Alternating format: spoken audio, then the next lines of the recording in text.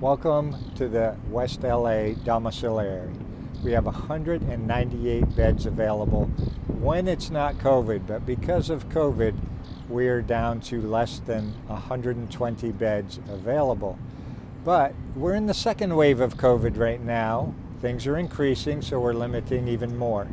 What we did when COVID started back in March and April is we kept building 217 as a domiciliary, but used building 214 for COVID isolation. Veterans who needed to self-isolate because of preconditions, or those that were suspected of having COVID and were waiting their tests results, as well as veterans who had COVID and needed to wait out their 14-day isolation period.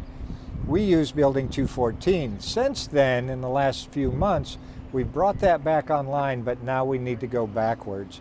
We need to again use building 214 as isolation. So our DOM is about 120 residents right now. We'll try and maintain that as we go forward. The domiciliary area right here around me is really the courtyard between the two buildings.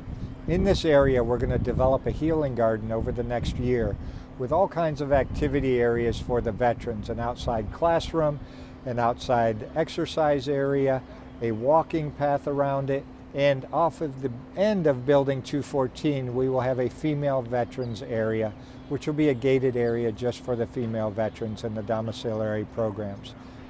This courtyard between the two domiciliary buildings is less than an acre in size and is the great refuge for the veterans and the programs here each day.